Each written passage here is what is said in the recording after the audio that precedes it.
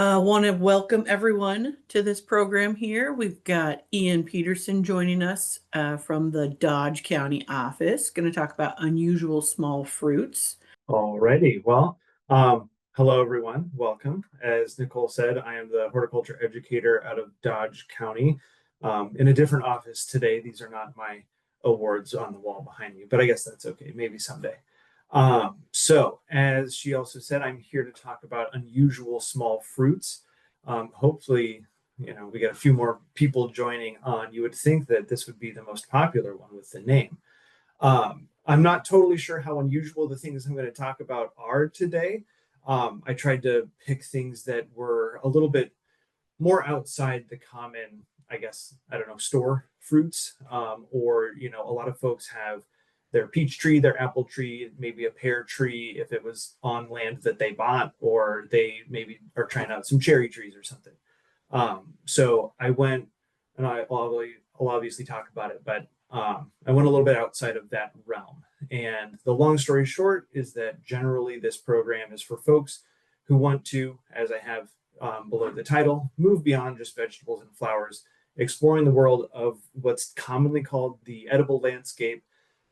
It's a piece of what you'll often hear called permaculture. So everything that I talk about today is something that you plant and it will last for years. It's perennial. Most of them, all of them, are woody, and so there's different care pieces in that to consider. And so it's turning your landscape into something slightly more functional, productive, and just kind of integrating a lot of different layers of one of my passions, thinking about the ecosystem, especially if you have the space to support a large amount of, I guess, rural wildlife.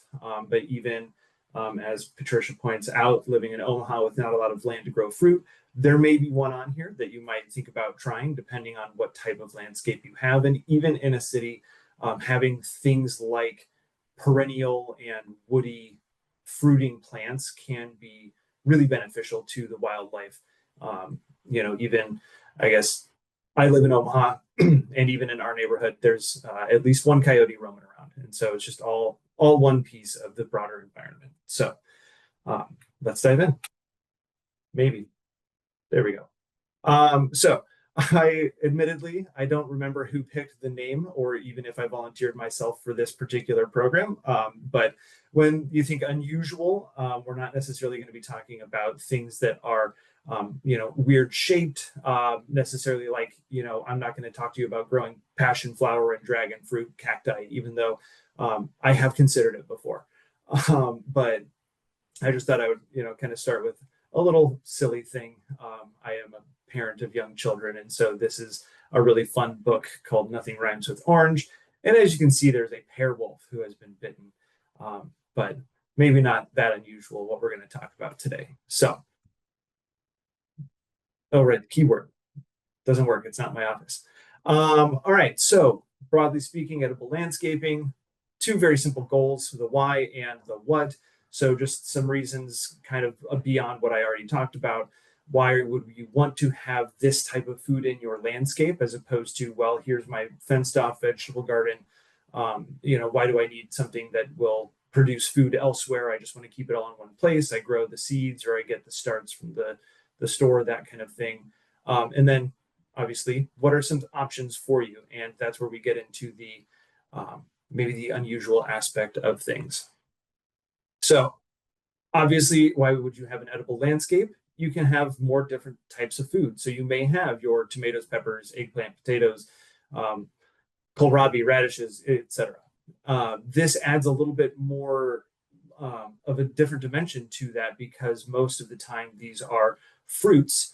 And so as opposed to thinking about like the vegetable fruits that are the tomatoes and the peppers and the squashes, these are the things that are a little bit more on the sweeter side most of the time.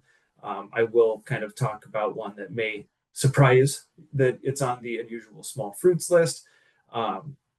But yeah, definitely the berries and the nuts, they're different than what we normally grow.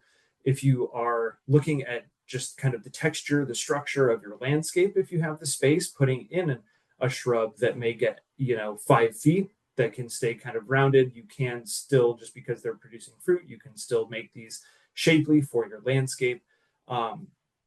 And some of these trees that I'll talk about today are less than 20-30 feet. So if you have even an understory that you want to plant up, you can have that. And then definitely with training some of these things, or even I think on Backyard Farmer a couple of years ago, there was something about espaliering some apples. So there's different ways of growing these things. And definitely a lot of our fruiting plants, our fruiting shrubs and trees are going to be very early bloomers. And so that's a really important pollinator habitat aspect in terms of providing that pollen and nectar resource for either early emerging larvae that have overwintered and then mature into those adults, or the overwintering founding queens, and certainly the species of native bees that are active as adults and laying eggs, making their nests and finishing that even before summer really gets underway. And then they're basically done for the season. And then, maybe you're not that interested in eating this stuff or trying to take the time to harvest it. But if you really like wildlife, certainly these are very supportive of different bird species. Birds, there's a whole other aspect of what benefit they can provide in our gardens, in our landscapes, and that kind of thing. But just generally, it supports wildlife. It gives them places to make nests, and obviously some of that either fresh eating or some of that winter eating. I will say the 3 pictures on here I am not going to talk about today, so sorry to disappoint if you are interested in that. These are a few things that we're growing in our home landscape. We put a little strawberry patch right outside of our dryer vent outlet, and so that gives them a little bit of a nice cozy place to grow on the south side of our house. We do have a handful of aronia bushes that have been very productive over the last few years, and then we are trying our shot at some blueberries. We have had a couple of die-offs with the plants that we started with, but yeah, we're just seeing what it is. There was a juniper that was there before, and so that's like right in that 5.5 pH, 5.7 pH soil acidity. And so we thought, why not? Let's try growing some blueberries. They're relatively protected. So yeah. There we go. So today's plants that we're going to focus on, as long as I have the time, because I ramble, currants, serviceberries, wild plums, viburnums, hardy kiwi, honeyberry, sumac, and hazelnut. You may or may not have heard of some of these things. You may or may not have heard of them as shrubs or trees and never really thought about the eating aspect of them. And maybe you grow some of them. We grow a couple of these things at home, and there's a couple that I'm interested in, but yeah, we'll see. There's only so much space, and it's definitely only so much time. So we're going to kick it off with currants. The ribes is the genus of multiple different species of plants that are going to be productive. There are some that are specifically grown for fruit production, for human fruit production, and the various uses there: fresh eating, dried eating, wine making, that kind of stuff. And so they basically range in color spectrum from black all the way to white, with reds and pinks in the middle, as you might imagine. They're a pretty early spring bloom, typically in that April range, and then relatively early summer harvest. Technically, summer doesn't start until the end of June, so early summer usually means like the first or second week of July for a harvest there. For the most part, they'll be self-fertile for you, so you could stand to just get one plant, but you're going to have higher yields with that cross-pollination, getting a couple different varieties. They do spread and sucker, and so if you do get multiple plants, 3 to 4 feet, and then they'll kind of just grow in towards each other. Typically what you see listed is about 4 or 5 feet. My experience, and it's on the next slide, my experience with the native black currant, specifically in terms of the ribes and the species for black currant, not a cultivar of black currant, but I would say if I were to, it flops. And so I would say if I were to stand up a cane, it would probably be in that 7, maybe even 8 foot range, but they do kind of just flop over. So it's good to have some kind of support for them. Um, as I said, they do sucker out, and so there's a lot of canes, and so thinning every few years is going to be a practice that you'll want to make sure that you do to make sure that you can rejuvenate the health of the plant itself. They do prefer and they'll produce better, as with most things, in full sun, but they can tolerate some shade. And just because of the type of plant in the wild that they are, they'll grow in open areas, but then also kind of that forested edge sort of area. They do prefer a rich soil, not really sitting in water, but also, obviously with every established shrub and tree, you can get it drought tolerant, but it's not like it does well with droughty soil. So just, compost mixing in before you plant, making sure that you're top dressing with things, that kind of thing.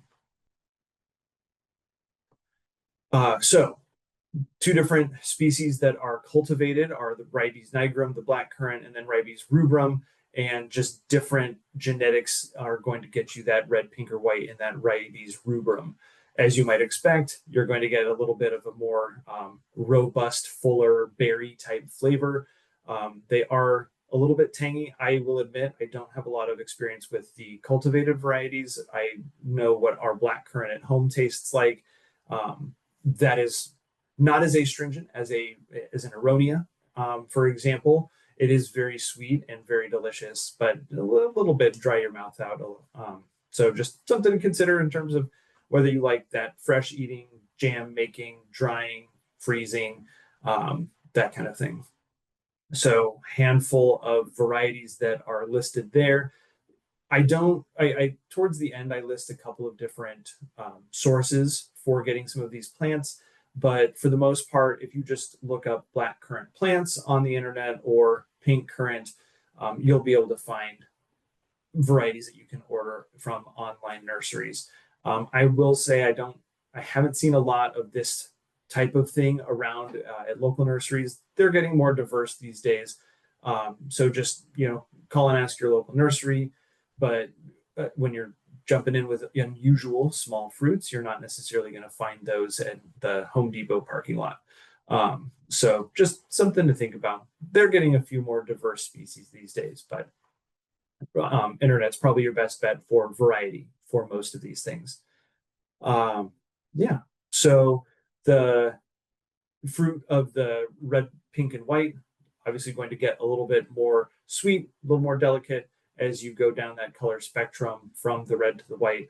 And again, just a handful of different varieties for that better fruit production. Having different types, different cultivars for that cross pollination is going to get you a better harvest. And so, yeah, plant a few of one and a couple of another, or one of another, if you have the space. You can, and I have some care things on, oh, wrong keyboard. I have some care about just kind of thinking about how they're growing. There are two native currants that you can get. So there's the American black currant and then the clove or golden currant. And just looking around, those are, as far as I can tell, the clove and the golden currant are mostly interchangeable, just because some people will say it's the golden clove currant or the clove currant or the golden currant.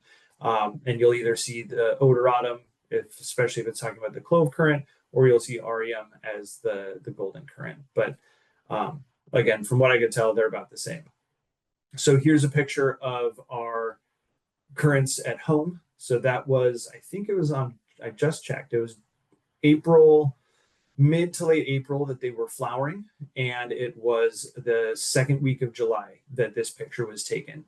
And so with a black currant, you've got that really dark, deep purple color. So these are ready to harvest. I am holding up in the top right corner of that picture. I'm holding the cane up to support it because they get really loaded down with fruit and it's pretty awesome. But at the same time, it does make harvesting a little bit more difficult. So having some kind of trellis system, ours are growing right up against a fence. And so we've kind of done a fence and post and string system. But they could definitely stand to have something that's a little bit taller that can be more supportive, just because that makes the harvesting easier. The canes themselves are relatively flexible, so they aren't necessarily at risk of breaking. They're just bending towards the ground. And so to harvest, you either have to have one person hold it up and then go in and get them, or you're kind of doing a lot of reaching and trying to figure out where they're coming from. So yeah, so then after a few years, you'll find that they have, from one stem or a couple stems, now it's about 2 feet or so that it's taking up. And so you'll, just like most things, just like most shrub pruning, you'll want to thin out some of those older canes, get some new ones in. This year, actually, to expand what we've planted and to just kind of refresh some of the plants, my wife took some cuttings, about, I would say, 10 to 12 inches of some of the newer tips in the spring, and took the leaves off and just stuck them into the ground right around the base of the original plants. And similar to blackberries, raspberries, that kind of thing, those rooted out very well, and very easily. We didn't have to, no special treatment. It was, here's the cane, and just stuck it in the ground and made sure that it stayed relatively well watered, which was pretty easy this season. So there's a lot of ways that you can propagate and just kind of expand whatever you're growing. But back to kind of that city planting, if you don't have a large space, if you've got just 5 or 6 linear feet, if you will, you could still do a little bit of that with this, because they don't get too overwhelming and you can trim them back. We just call it lazy or call it natural. We really don't do a lot of trimming vertically back. It's more just the thinning of the plants. And so if you trim them back, you can have a little bit more of a compact shape to that. And then just a matter of trimming out, pruning out suckers as they pop up and come along. And again, with most things, late winter pruning, they do have those early season flowers, but just to thin out and get some of that new growth in to follow in is really important. So yeah, currants, they're pretty fun. Similar to currants in terms of just the berry, and a little bit in the taste, it's more delicate, I would say. But service berries, you've probably seen a lot of different varieties of service berries available at different stores. They are native to North America. There are a lot of different ways that you can get them, trim them, grow them, different species, genera, and cultivars and things like that. So it'll either be a relatively short tree or a multi-stemmed shrub-like tree, or even a shortish shrub. So the regent, right off the bat there, is the one that's typically on the shorter side, so a little bit more contained depending on your space and what you're looking for. I want to say that one has a little bit of the larger berries. You've got a picture of it there just on the right. So a little bit better clusters, a little bit bigger berries than some of the other varieties. We have one at home. I honestly don't remember what the variety is. We got it from Statewide Arboretum sale a few years ago. It's doing really well. And we had one at our previous home that was already very, very mature and had a lot of really good berries on it. And that was, as I have down here. So the one that we had at our previous home was probably in the 15-foot tall, but then definitely like a 20 to 25-foot spread in terms of its shape and size. And so they are on a little bit shorter side, but what's really cool is just the way that it grew out. They do grow a little bit at an angle. And so you can get quite a big spread of the canopy there. And so it was actually a really cool structure and shape. It was away from our patio, but like it would make a really nice kind of shade tree, just the way that it arches over. Really pretty fall foliage, very pretty, just in the same, in terms of the plant family, the flowers on it that it gets in the spring are really pretty. So it can be a little bit more of an understory as well. So depending on where you're growing, ours was at our old house, ours was about 15-20 feet away from the base of a big, very well-established walnut tree. And so it actually got quite a bit of shade between being on the western slope of a hill and then being under that walnut. and then our my computer about to sleep quick. And then behind our house on the western side. So fairly shaded, generally speaking. And it did really, really well, and it produced really well. And a lot of times it's used in a little bit more moist soil areas. It can tolerate a lot of different soil conditions, but if you do have a little bit low-lying, wetter area, it can do well in that. And aside from being an early spring bloomer and supporting pollen and nectar sources that way, it is also one of, or a possible host to the red spotted purple and viceroy butterflies. So just something to consider. Um, Again, relatively early flowerer. So here's a picture in our front yard where we've got that. That's on the northwest side of the house. So especially in the spring and in the fall, relatively little sunlight. And this is it flowering, full flowering on April 10th of last year. So quite early. And then it's pretty early to mature as well with the berries. So it's also sometimes called the June berry because mid to late June, that's when they're mature and ready to harvest. Typically, they're smaller. They'll be smaller than a currant of what you would find. And make sure that you're like, when you start to see the berries, keep an eye on them. If you are trying to harvest, even a bowl for a little snack or a pound or two for some jams. Otherwise, there were plenty of times that I was out and I was just trying some berries or even just gardening in our last house, and there were robins that were just dive bombing everywhere, trying to get those fruits out of the tree and fighting each other for them. So, just an exciting tree to have in your landscape if you have the space and ability. It is, I would say, quite low maintenance, especially when it comes to something like the a fruiting shrub or tree. You can prune for fruit production, but it's, as far as I can tell from what I've seen and what we've grown, it's really not the same when we're talking about pruning our cherry trees or our peach trees to have that specific shape to make the harvest, the low harvesting and stuff. This is for the most part, a native tree, and it has its own native form. It's going to do what it's going to do. And so we are just lucky enough to be able to appreciate all of the things that it can provide for us. And so really there's not a lot that you have to do with it. Watch for, depending on how you've planted and where you've planted, watch for circling roots. Obviously that goes into when you're planting it in the ground in the first place, if you're the one planting it, making sure you get that good root flare.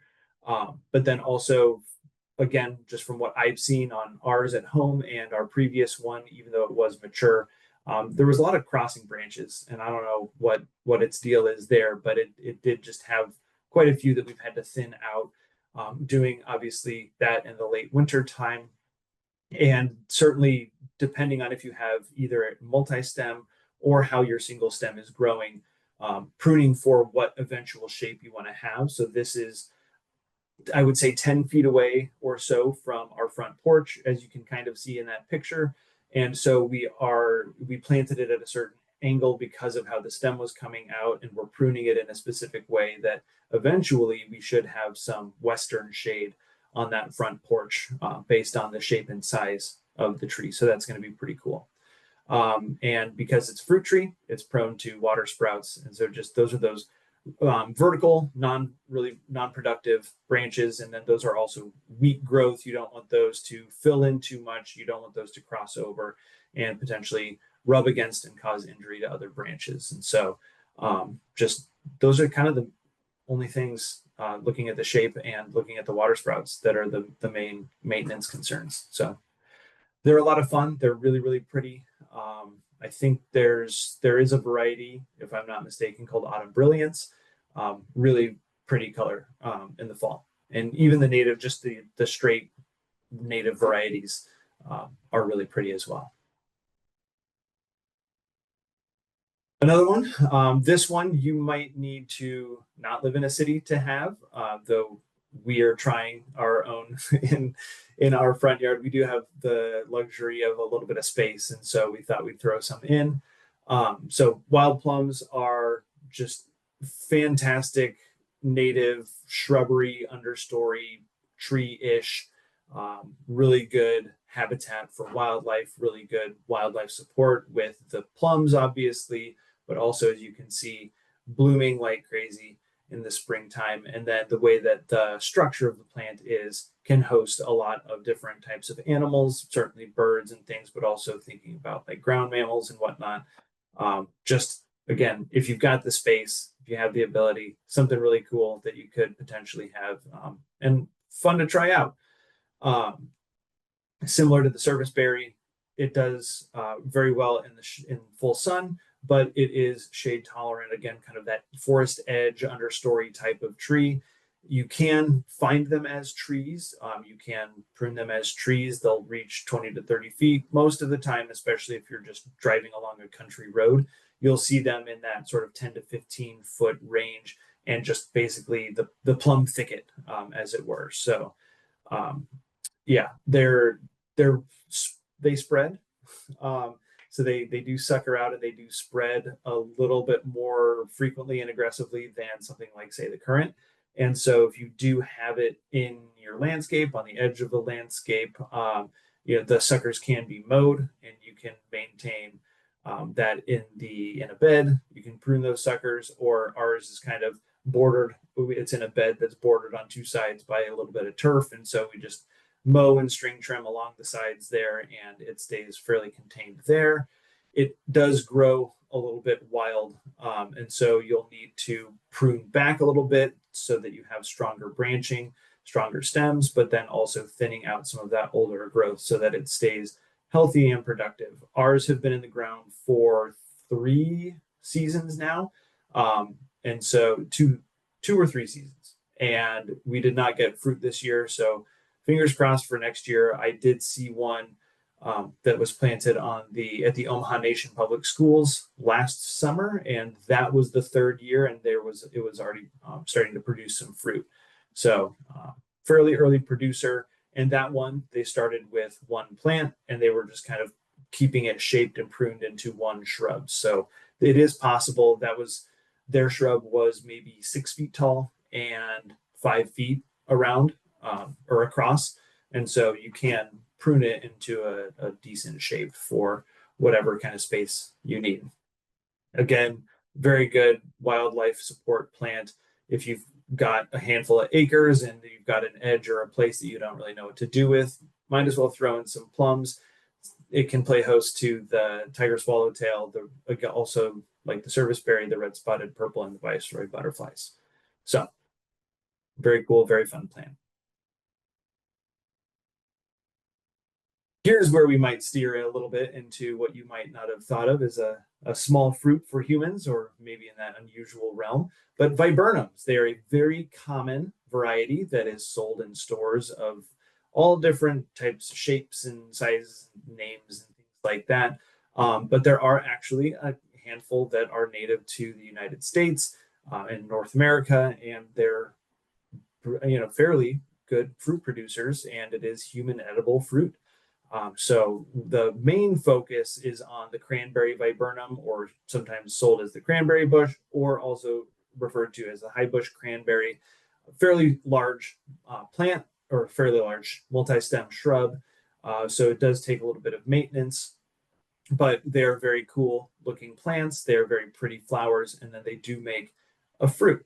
And it's when they call it the cranberry, I mean it's fairly tart, and it's a little bit sour. So it's not kind of like the currant. It's not as astringent as the aronia, but it is still not I don't know, not a strawberry, not a blueberry. So um, probably an acquired taste, but as with a lot of different types of berries, you harvest some and you make some jam, and everything's good, especially when you add a little bit of sweetener to it. So um, these are good too because they are a little bit of that both understory or full sun. Obviously, doing a little bit more flowering and growing and fruiting in the full sun, but tolerant of a lot of different types of conditions, from the moist soil to something that is a little bit more well draining, and even depending again on how you raise it in the first few years, it can be on that drought tolerant-ish side of things. So just a really good player to have in the landscape. The nannyberry viburnum is one that, again, if you have that space, very, oh, I can't think of the word I want right now, but as you can see, up to 20 feet tall, so very large, very big and spready bushes, getting into that realm of, is that a shrub or is that just like a giant mass of stuff growing right there?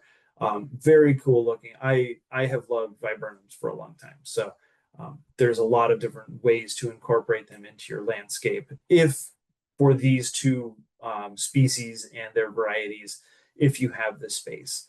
And if you look at the cranberry viburnum, if you don't have as much space, you can prune it back and have it be relatively short.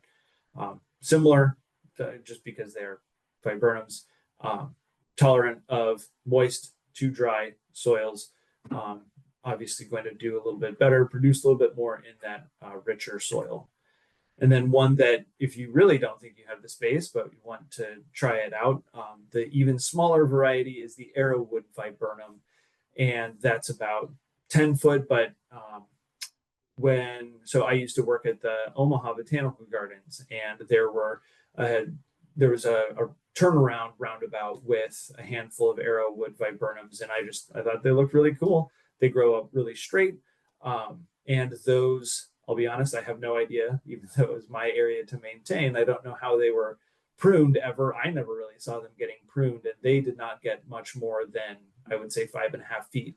They were east facing, and then after about 12 during the summertime, they were behind a hill and the forested area. So definitely less than just like a full day of sun, and that's probably what kept them a little bit shorter. But yeah, they tolerated it. They grew well, and so they can tolerate a good handle, or they can handle a good range of different conditions. And then those specifically, just when I was looking around for a little bit extra information, there are some variety names like Glitters and Glows and Blue Muffin that are sold as those cultivar varieties that would, because of their viburnum dentatum heritage, they would still be some of that berry producing lineage. And as you can see from the picture here, the berries are a little bit different color than, say, the cranberry bush. And so just a little bit of, color, texture, variety, diversity in your landscape is a lot of fun to include. So I was kind of, as I was going around looking at different sources of information and things like that, I did see in a couple of different places that, they may or may not be self-fertile. And so, as with anything, having a couple of different varieties and can help with that cross-pollination and give you a little bit either decent fruit, better fruit set, or larger fruits, or both.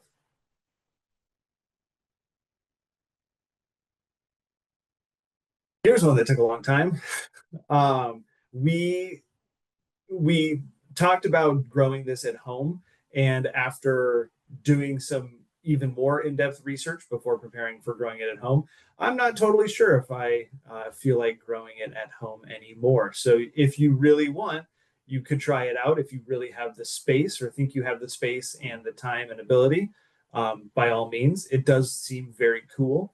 But between everything else that we grow at our house, I don't know that we have the capacity for it at this point.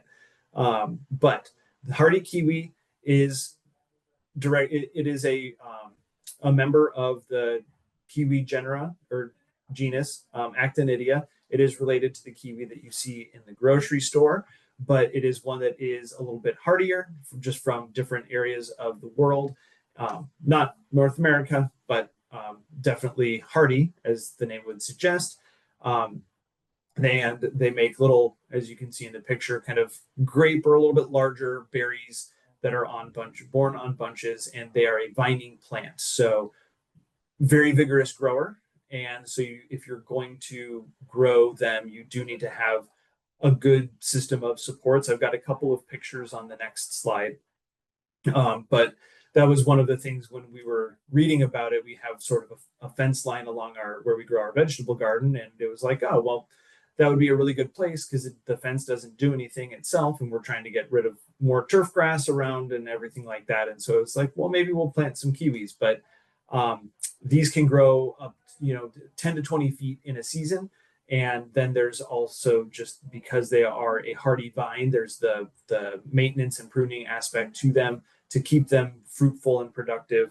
That just kind of, I needed to take a step back from my dreams for a second. But allegedly, supposedly, if you do end up with some productive plants coming off, it's kind of like grapes coming off from a single stem or trunk and then spreading and branching, and you maintain that.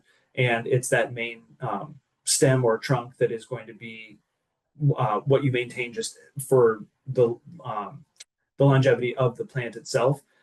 And so if you're maintaining it correctly, properly training it, trellising it, that kind of thing, you can get anywhere between 50 and 100 pounds per plant. And depending on how you want to grow it, you do need to have multiple plants, and that's on the next slide. I saw anywhere from 3 to 5 to 7 years to begin production. There's a picture on the next slide of 3-year-old plants that are producing. And so that's where I got that 3-year number. There's 2 main species that are available as hardy kiwi, Actinidia arguta and then the Colomicta. The arguta is the one that's more commonly grown as the variety of the different varieties for the fruit production, just because it's a little bit more of a heavy producer. The Colomicta was actually initially grown more for its foliage. It's got kind of pink splotchy foliage, and so it grows vining up, aggressive grower. So if you've got something that grows and has a lot of cool looking foliage, then why not grow that for that? So yeah, as I said, the arguta is the most fruitfully productive. And so if you're going to try it, that's the one that you're most likely going to be successful with. You do need there are male and female plants. It is dioecious. And so those males are either sold as under like the name of just hardy kiwi male, but then there is also a developed variety called meter that's sold. And then handful of different varieties down there for you for the females. Depending on the website that you go to look for plants, they'll have a few different varieties for you to pick from. Every website that sells the kiwis has an option or two of the males, and then they'll have a few different of the female varieties. From back when they started getting more studied, grown for development here in the United States, the Anna or Ananasnaya, I was going to try it. That's the more traditional one grown. You can see it up on the top picture there. And then the Isai is self-fertile, but if you have the male to go along with the females, it will, as with everything, as I've said a few times already before, it will be more productive if you have that cross-pollination. There's a lot to growing hardy kiwi, aside from the fact that they grow vigorously and produce up to 100 pounds of fruit. So just really, I'll direct you directly to the bottom of the slide. Those extension organizations have different hardy kiwi growing programs that they've done, the different research. The previous slide, I had something from, I think, Ohio State University, and then Oregon State University Extension has done a lot of research on it, as you can see down in the picture there on the bottom. So that's the 3-year-old plants or the 3rd year in ground that I was talking about. And so you can see that they are pretty well loaded with fruits. And then the picture on top, the Penn State Extension has like a lot more pictures than just this one, because this one's not the most informative. But Penn State Extension has a lot of good information on the pruning aspects of it. So typically what you'll see, and I realized that I didn't include this graphic in it, but typically what you'll see is training up and then kind of like a multi-line clothesline and one plant. As you can see in F there, you train up to a center wire and then you train across sort of that clothesline type system, that's how you train each year's growth. And then from there, similar to grapes, you'll prune that back, and then it'll put out some of that newer growth, the fruitful growth. And so again, a lot to it, a lot of good descriptions on those different sources down there of those extension programs that have really dove into researching the best ways to grow it and different varieties and things like that. Yeah, and typically, as with anything, late winter pruning, but I saw a lot of, if you don't want excessive growth, if you're, obviously you really want to focus on putting that energy into the fruits, there is also, I saw places like 2 or 3 different growing season prunings that need to be done on those vines, just to make sure that you're not overwhelming the system. Another one that's been around for a little while, starting to gain a little bit more popularity, is the honeyberry. It's also called haskap, typically depending on its lineage. It's called the haskap typically when referred to the Japanese varieties. It's native to northern regions of Japan and Russia, so Siberia kind of thing. And so also called honeyberry when it's the Russian lineage, but pretty much all interchangeable. Very cold hardy plants. The plants themselves can typically handle anywhere from the 30 to 40 below zero range. I don't know if my camera cuts out when the computer goes to sleep. And I saw in some places that they're very early flowering, and I saw in some places that even the flowers themselves can tolerate into the negative degrees Fahrenheit temperatures. And so very early flowering, and it's just very cold hardy. As you can see, this gentleman here is very happy with his. He got them from an organization called Honeyberry USA, but I watched a little video, and he actually lives up in Canada. And so from those 2 plants in his 6th year plants, 6 years in the ground, he got about 2 pounds of berries, but about a pound of them got eaten in the field. So they can be very productive. Just depends on the conditions that they're raised in. The growing of them can be compared a little bit to blueberries, in the sense that the way that they grow as the shrubs, as you can see in the pictures, they do have very shallow roots. And so when you're talking about cultivating, when you're talking about fertilizing, you want to make sure that you are careful that you aren't burning, especially with like a higher nutrients. They really don't need high nutrients. And with those surface roots, you want to make sure that you don't burn those with a higher level of fertilization. It does need that well drained, but because of its native range, it can handle higher pHs than blueberries can. And it does form shrubs. It's not suckering like some of the other things that I've talked about.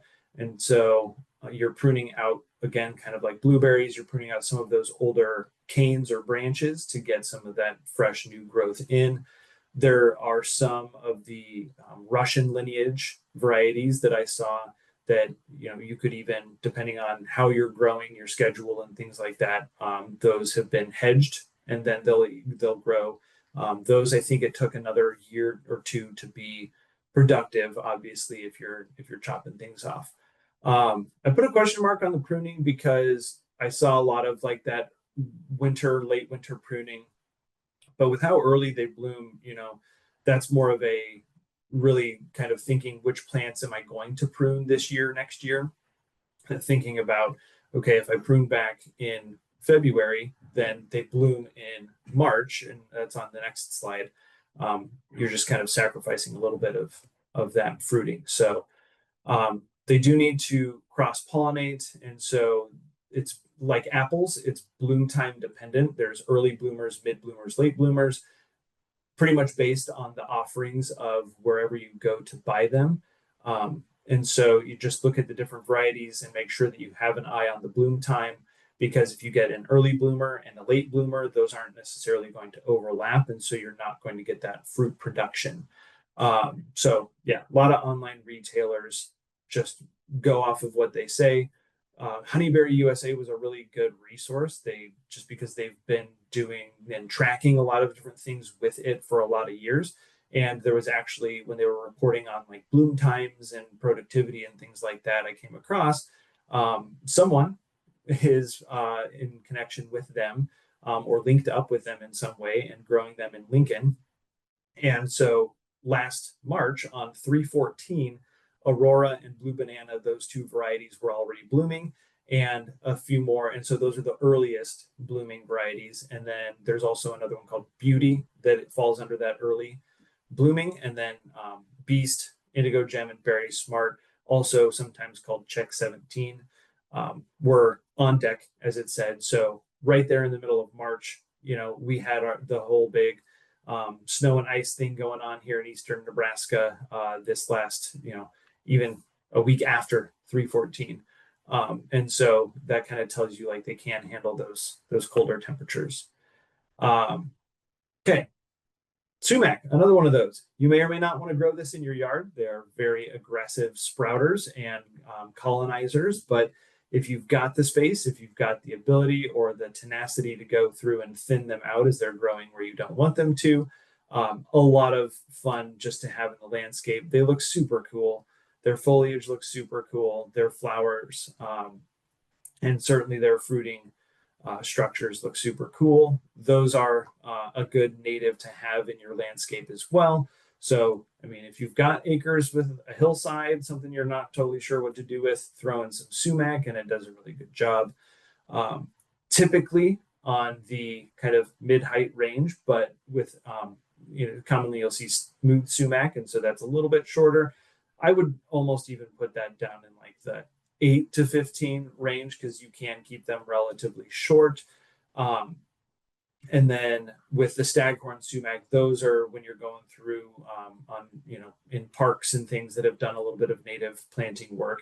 Those are the ones that are towering overhead. But they both produce these fruiting structures on the top of the plant. Staghorn sumac is often planted, as you can see in the picture, for its amazing color changes in the fall. The berries are on female plants, and so you do need to figure out when you are purchasing what kind of plant you're getting, just to make sure that you are able to have that fruit if you're growing it for the fruit. It does not like moist conditions, but otherwise it really doesn't care a whole lot about what's going on, so it'll grow just about anywhere. They're a little bit they're fruity, kind of citrusy, tangy. I saw somewhere described as a little bit earthy.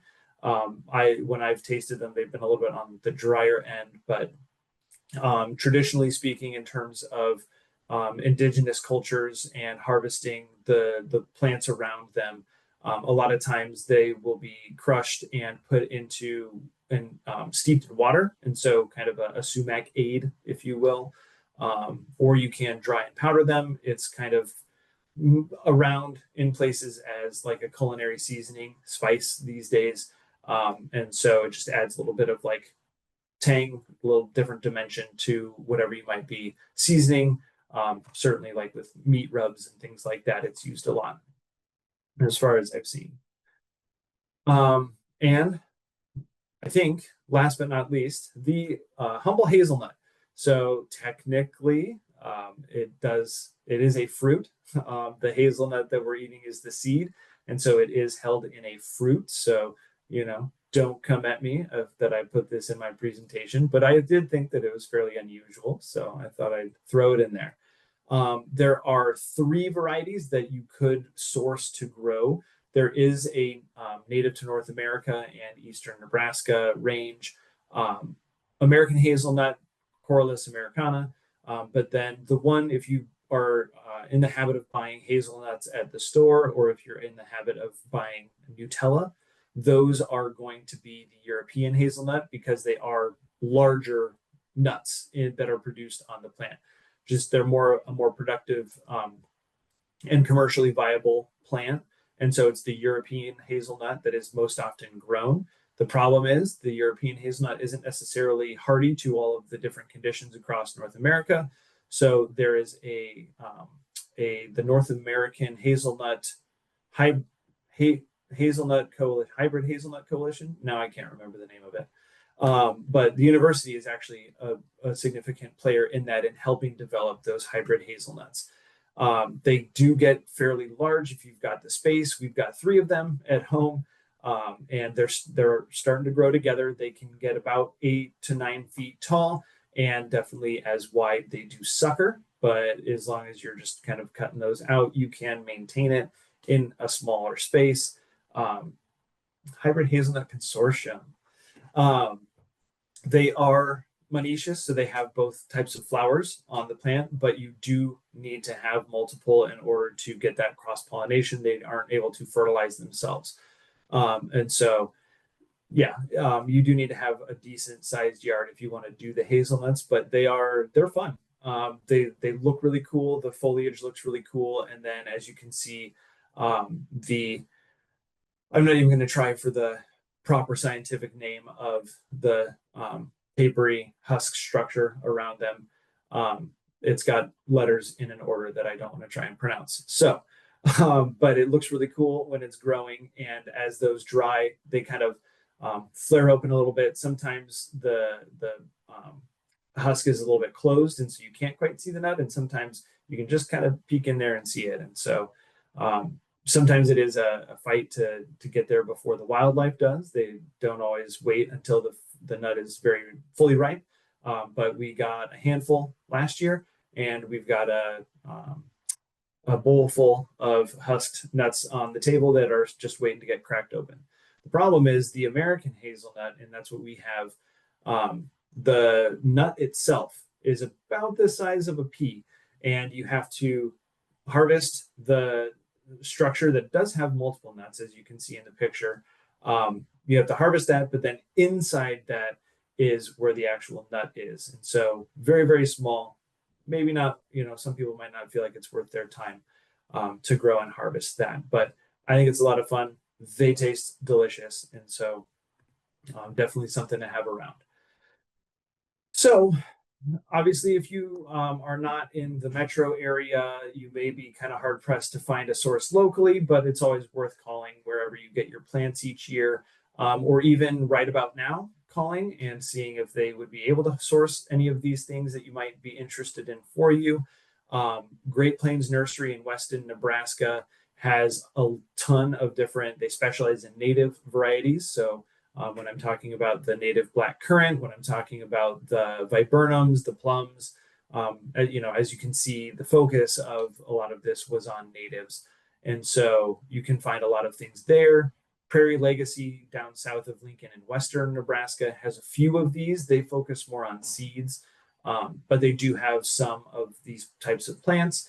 And then, we got, I'm trying to think where we got our plums from, but certainly the Nebraska State White Arboretum has their spring and fall plant sales. And that's where we've gotten our hazelnuts from, and a handful of other different things. That's where we got our serviceberry from.